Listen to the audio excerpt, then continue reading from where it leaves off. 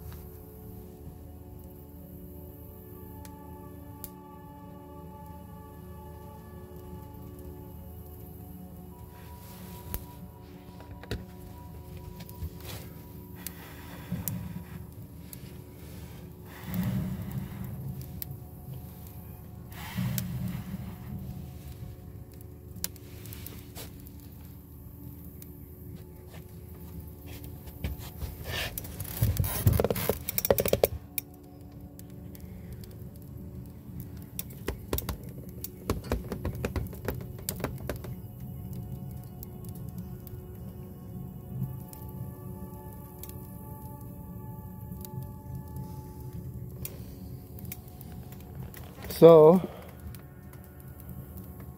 I am going to make a huge pan of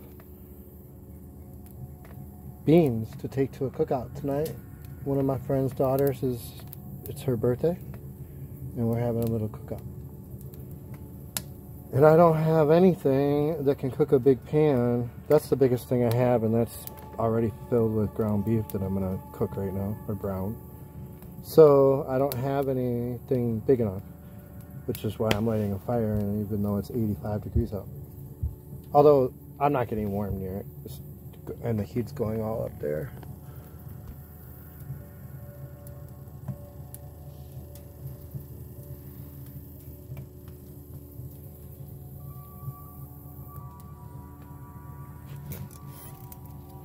I'm gonna put some more wood in there.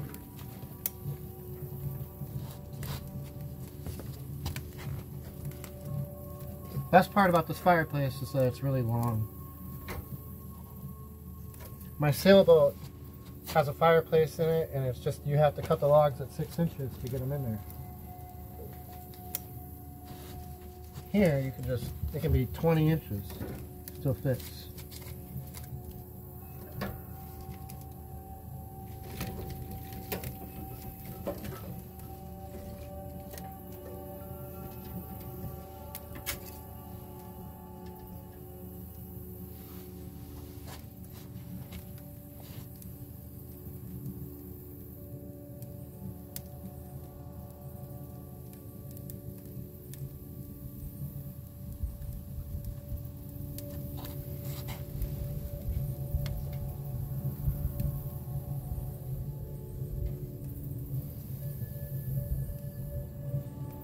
Sometimes the more you leave the door open, the less force is used for the air to go up the chimney, so you don't get as much of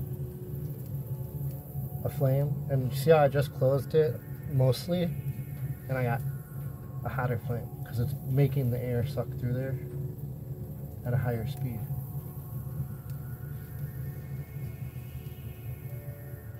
But you don't want to go too far or you'll snuff it out.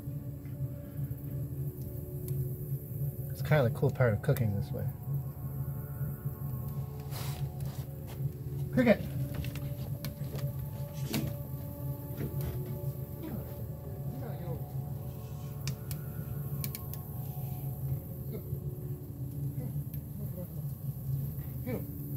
Stay in there.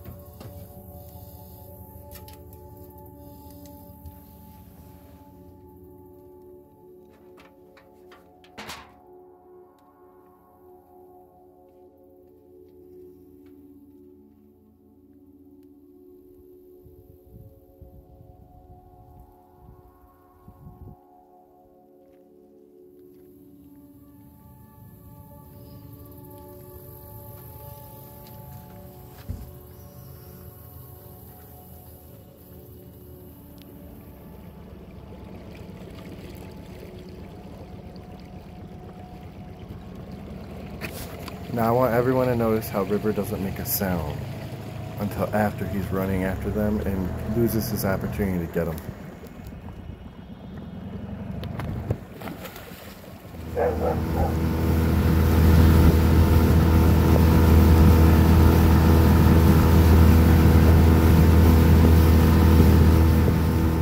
The biggest problem finding this little creek inlet, but I found it.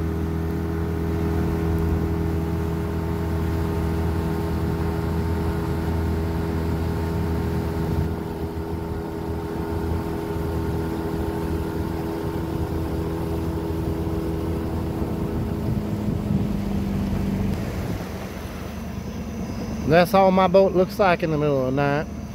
Two little beady eyes. You're not going outside, we're leaving this island. Alright, so it's 5:30 in the morning, and right now is where you know, if you're in the trees, you don't have enough light to do anything, but if you're out on the water, you can actually see. So I am making some coffee, and then I'm gonna untie the lines. I woke up this morning and we have dropped, let me see if I can get a light on here. Look at this, is all land. Let's see, the water dropped another 8 inches last night, which has put me completely on the ground. And the boat is at an angle like this. And probably we'll see how much water we have to get out of here. We'll try to get out of here. If we can't get out, we can't get out. We'll wait till the next rain, but I think we should be able to. So we're gonna pack everything up. Of a buddy's shanty boat that I've hung out with the last couple of days. And I'll let you kind of, we'll do a tour of his boat so you can see what another shanty boat looks like. So we'll get to that. So it's 6 o'clock and you can see it's already light out. So that difference of that half an hour makes a huge difference here. So I'm gonna untie my lines. I think I'm gonna wait to put the generator on the top of the boat until I get backed off a little bit. Because the weight just presses me down.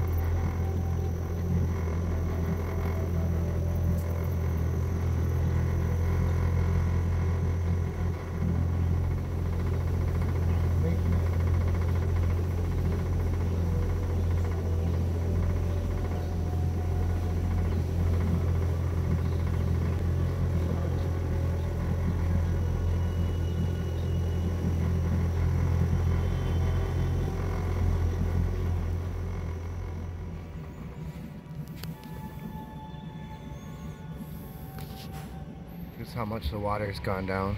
Remember when I came in here, you couldn't see that second pole sticking up, and now there's at least about 1.5 feet of it. And the sun's just coming over the hill. So I'm out of there. I got the motor turned off and we're just kind of drifting in this little cove here. I want to drink my coffee and watch the sun come up. One thing I want to point out is that when I leave little shallow areas like that, I pull the dinghy motor up.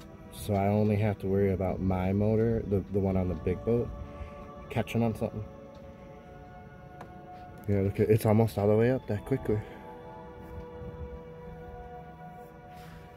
Oh, it's gonna be a beautiful day. It is 67 degrees and I have jeans and long sleeves on and I feel comfortable. I can't wait for fall and winter. Yeah. The one thing I have learned is that I don't like 100 degrees. No. I don't even like when it gets above 90. When it's in the 80s, I'm okay with it as long as it gets cooler at night. But the nights where it stays above 80, I don't like that either. I mean, I'm basically running my air conditioner a lot, and it's really nice to just not have anything running and just be comfortable in the temperature that it's at. And right now, that's how I feel. It's great right now.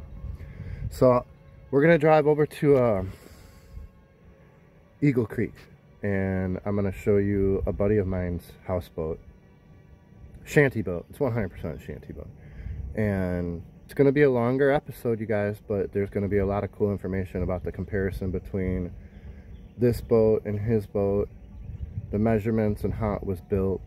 He put a lot more time and effort. My build was done in 12 days, and then I got on the water, and then I did the inside while I was living aboard it. He spent years making it good before he moved on it, and you can tell in the woodworking and how everything kind of fits together that he did a really, really good job. So I'm excited for you guys to see it.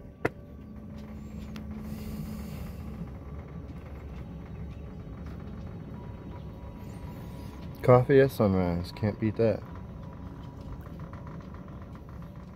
So we stopped here to let River was whining, so I thought he had to go to the bathroom, and he didn't. He just wanted to get on a beach.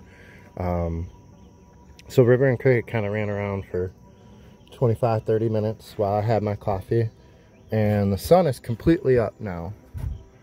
So we are gonna head down river. Look who's coming along with us.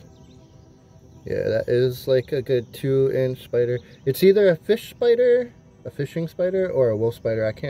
I was just looking at the sun, so my eyes got those little dots in them and I can't really tell.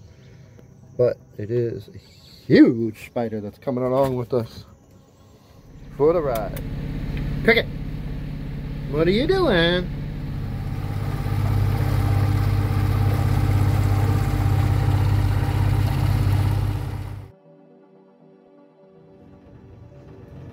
Well, that there is the Shanty Boat that I was coming to see.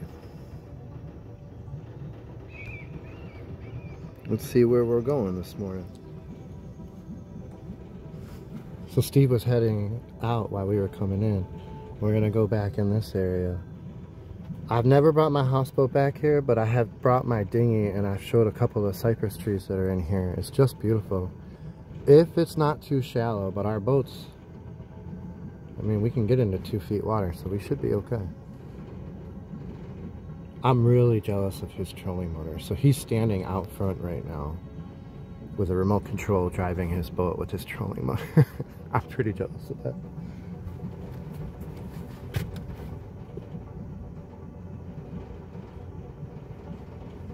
Because that would mean I'll be honest with you, I would troll all of these waterways along in here for hours every day if I had a trolling motor. It would make me use my dinghy less, I think.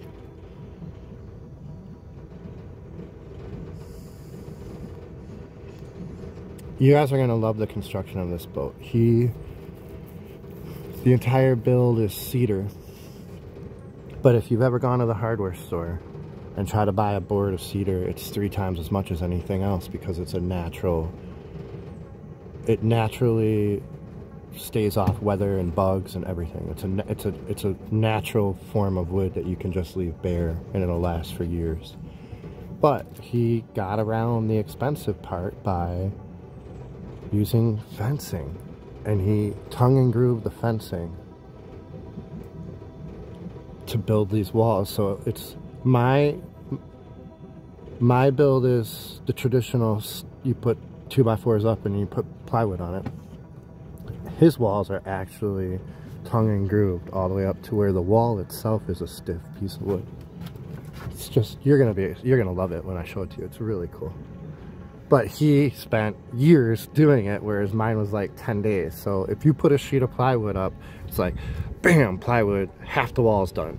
With his, he's got to mend each board to the next board. It's time consuming, so.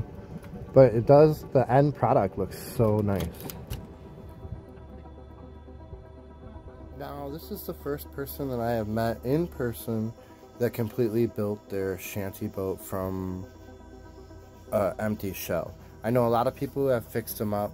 One of my most popular shorts is actually Kevin on the end of my dock in Milwaukee, and he put little cedar boards on the outside of his barge that he bought that was run down, and it made it just look like a perfect little shanty boat. But this is the first guy I've ever met that actually built it from scratch. Let's not point him out to River. River freaks out when he sees him. Maybe he'll keep right yeah, on look going, at you. Just like you said. Well, he's just hunting. Oh yeah. It's morning time, right? Oh yeah. But this is my third I've seen this morning. Really? Yeah. There was one right by my boat, and then when I left, there was one that went in front of my boat. You got to sit in places and sit still for a while before you start seeing shit like that, really. Right, and the houseboats, you can move inside, and they don't see you. Like, they don't register that you're here. It's a really good well, they camouflage. don't even register that we're here right now. Yeah, I mean, we're talking and moving. Yeah, it's a great camouflage. But he came up, and we're doing the same thing the whole time. Yeah. He's just like checking it out. Yeah, I'm glad River didn't see it. It's so funny. Steve said something hilarious. He said, when we're tied up together like this, we look like the beginning of a hillbilly neighborhood. So funny. His shed on the Shanty Boat is 8 foot by 8 foot. And what designed or dictated the size was the windows. The 2 windows together with the boards in between and running up the sides makes it 8 foot. Now I know a lot of you are avid fishermen, and so is Steve. If you look, he has 6 rod holders on the front and 6 rod holders on the back, and he's got at least 12 rods mounted inside of this boat. Now here's a closer look at that tongue and groove cedar fencing. Look how it fits right together. It's beautiful, and he put a great stain on it. LED lights in front. Beautiful. And he has the original railings going around as well to keep the boat safe. Now this is the center console he has here with his 300 watt batteries, 2000 watt inverter, and his special charger that charges each battery separately. This is the console that he made with the same cedar fencing. Put it all together and wired it all. Nice little table back here. Now this table folds up for him and folds out of the way. Beautiful bed with the air conditioner right above it. And there's Monster. She's a good girl. She's about 11 years old. And she goes everywhere with him. You're a good girl. You are such a good girl. You're so pretty.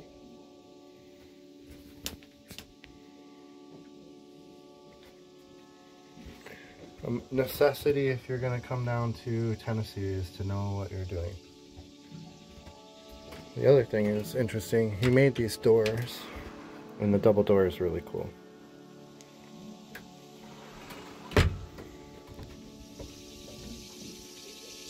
Two 100 watt solar panels. He likes to go fishing during the day, so he is not hiding in the shade. He's out in the sun getting it all done.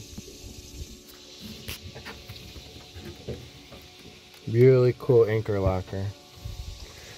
And that makes it so if your anchor gets stuck underwater, you yank on it, you break these 2 things with the boat motor, and then it pulls it up the other way. It's interesting. Now Steve is headed back to his marina. He spent 3 nights on the boat, and that's his first multiple night excursion. We are headed back to our houseboat, and we will catch you next time. See you guys soon. Yeah, it's a cool boat. What is that called? A truck? No, a duck? Duckbill. A duckbill is what makes it reach over like. Oh no, it's got the little extension on it. Super cool. I agree. There's definitely okay. I see it. I see it. Thank you. Good talk. Good talk. I see it. You're all right. You're all right. Calm down. I see it. Calm down. Nope. You and Cricket are going inside. Go inside. No, I'm not gonna let you off the back of the boat. So we gotta put River on a leash real quick. But basically, that's what happens when he sees a snake. He lets me know right away.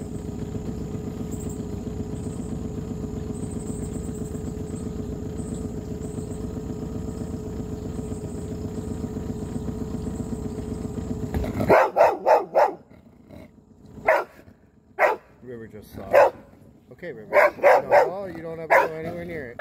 You stay, hey, no, you stay in the boat. Yeah. I just saw it too. I saw it. I see it. Calm down. Relax. Relax. Relax. A lot of people confuse the water snake for a water moccasin. Look how its body is underwater. A water moccasin would never, their body doesn't sit like that. So I don't know if you could tell, but the head is the only thing out of the water. A water moccasin sits above the water. And then, water moccasins aren't afraid of you. They don't move, they don't run off. But the River just saw it. Oh no, he didn't see it. They don't move, they don't run off. But water snakes do. So as soon as I move towards this water snake, look what happens. Yeah, a water moccasin would turn its head, look at you, and open its mouth and show that white mouth, which is why it's called a cottonmouth too. But those little snakes that just took off do nothing but get rid of mice. And I would almost have one on my boat because then you don't have mice. Not that I have mice, but no more. Watch a snake. So you can tell all the way from over here that that is a water moccasin because it's completely on top of the water. Look at that. Right? So I know it's a venomous snake just from, you know, I could be 500 feet away and I know what it is. Now, let's look at how it reacts to me walking up to it. Not like a water snake that would just run away. You see how he curls up? You see that? He's not necessarily afraid of me. Now, a water snake just disappears. You see that? Yeah. He ain't going nowhere. They stand their ground. That's really the difference between a water snake and a water moccasin. No water snake would stand here and look at me like this, right? Look at it. Go away, buddy. See? They stand their ground. See? And then he doesn't go underwater. Notice? He's not hiding under the water. He don't want to go underwater, ever.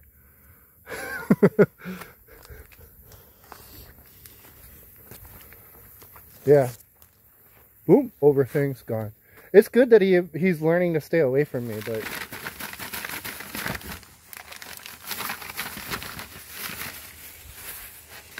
we are going to let him choose. Is that a chair full of stuff for you? Look at his tail. He's like a boy.